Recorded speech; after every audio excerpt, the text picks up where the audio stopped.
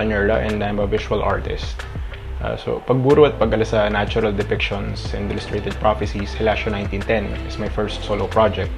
It was exhibited at Vargas Museum from October 9 to December 12, 2020. It was also Carlo Paolo Pocolore's first curatorial project. Pagburo at Pag-alsa is a historical fiction set in 1910 Luzon, narrating the 11-month journey of Gelacio and Manta-tio from Malagonlong Bridge in Tayabas to Pamitinan Cave in Montalban. The project is a response to fascism and its imperial roots, and it has two parts: the prophecies of Pagburo at Pag-alsa and the journal entries of Gelacio. The prophecies correspond to the present political situation under this regime and were divined and uttered by Manta-tio. Gelacio then recorded these prophecies into medium-sized illustrations. The next part is Gelacio's journal, which are small drawings and texts that record the quotidian features of living in the colonial and semi-industrial period of early 20th century. The journal texts also function as transcripts for the prophetic utterances of Manta-tio. They also expound on the coordinates placed by the drawings, providing a more deliberate context for the pieces and the exhibition as a whole. So through the prophecies in the journal, Pagburo at Pag-alsa exposes the continuing colonization and political oppression inflicted upon us by foreign powers from the early 20th century up to the present. And oppression inevitably leads to resistance, which the project emphasizes and explores. Pagburo at Pag-alsa fluctuates within these interspersed temporalities and social conditions, utilizing fabrication and history to assert an urgency of collective defiance. Right, so I'll be discussing some works. First is doon kung saan halos patagantubik at tumitigil ang mga alon, doon mababasag ang Tanierla. So at a certain narrow segment of the ocean, the waves stop in the water's plateau, and within the zone, exploitation is absent, and the drawing implies a reconfiguration. Our current exploitative condition can be subverted, and we can evolve into a community that operates on a socialist mode of production. Within the flat segment, political hierarchies are dissolved and economic growth is lateral and democratic. This drawing also conveys a washing away of previous systems, an incubation of healthy contradictions, or restart that recalls the Cambrian Genesis.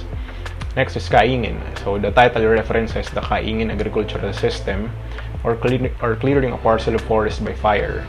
I then applied this idea to the context of toppling dictators and the ruling class. In depicting a burned effigy, Kaingin borrows the charge of mass protests into a prophetic signification. Above the embers are translucent specters of the burned material.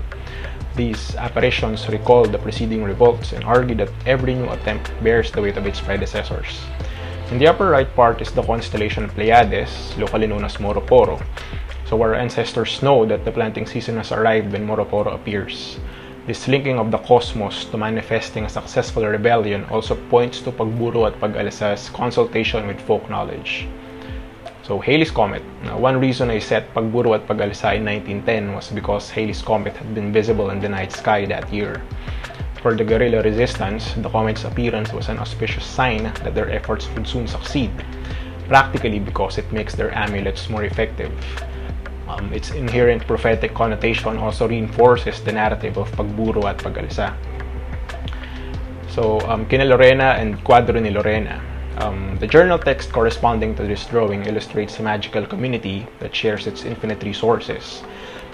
In front of Lorena's hut is a small clay jar containing an unlimited amount of rice grain, and she leaves it outside, readily accessible to her neighbors. Other magical contents of her personal property are the edgeless foliage in the tree trunk and the large pointed rock by the corner of her hut, a fragment of Halley's Comet that had stayed intact after atmospheric entry and upon landing. The work and the fictional community it represents is another optimistic expression of what Pagburo at Pag-alsa ultimately aspires for, a peaceful and bountiful way of communal living. Lorena's character in the fiction is also a remembrance of Lorena Barros. She is a revolutionary who fought for the rights and interests of peasant women. The portrait remembers her and reiterates her struggles. Next is Huelga sa Trambia. So in March 1909, employees of the Compañía de los Tranvías de Filipinas initiated the work stoppage for nearly a month to demand for better compensation. This was one of many such protests staged by workers in the country during the early 20th century. And for more than 100 years, workers have been demanding the same fundamental rights: higher wages, regularization in benefits, and humane working conditions. This struggle was made more difficult with the advent of GATT-WTO. It initiated the trend of increasing economic depression that affected workers and farmers. Through the regularization and elimination of tariffs on foreign products and massive contractualization of workers, bureaucrat capitalists consolidated power and legally exploited the toiling masses. The tree growing out of the metal chassis points to the seeming perpetuity of the workers' struggle. Next is Kamay na Bakal. So, Chingby's essay, The Philippine Author as Producer, expounded on the limitations of the arts in actualizing collective liberation, and that a better alternative is taking to the streets and forcing the change we want. In The Wretched of the Earth, Fanon also deliberates on the potency of physical action not only as a last resort when all diplomacy has been exhausted, but as a swift method of uncompromised liberation. And so, as a partial response to these ideas, I extended the project outside the museum's walls and in public view to convey that we ought to be in the streets and physically present. Additional context. Creating fiction about defeating fascism emerged from being exposed to and being aware of the persistent exploitation and oppression under the Duterte regime. The fiction is optimistic, partial fulfillment of the desire to get rid of this tyrant and the systems that enable him. I take my time drawing, and I enjoy the meticulous rendering in each composition. I find that this method and the quality it produces help sustain my practice.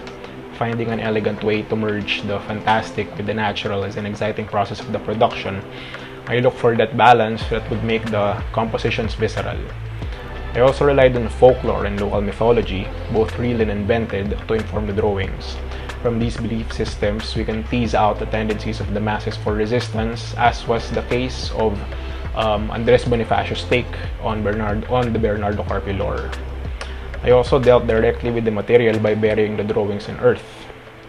This process indexes time and decay, which was helpful in realizing historical fiction. It also gives an incomplete catharsis, evident hopefully in the altar bust piece. Writing the journal texts allowed me to insert peculiar details in the fiction to fortify the tale of Gelacio and Manta-tio's journey. There are articles about the quesong puti they once had for breakfast, the amulets they created, and a bit about Muki Fachang's 6 persimmons. Another part of the project is the research. The main references are Passion and Revolution by Ileto, Body Parts of Empire by Balse, Babae Obrera Unionista by Judy Taguiwalo, a chapter from Balatic by Ambrosio, and a couple of essays by Chingby. Pagburo at Pag-alsa proposes the inevitability of collective resistance against oppressive systems. The exhibition anticipates this eventuality and argues that we can confront the ruling class and the power structures that they maintain. And when done properly, we can have a breakfast unburdened by economic insecurities and political repression.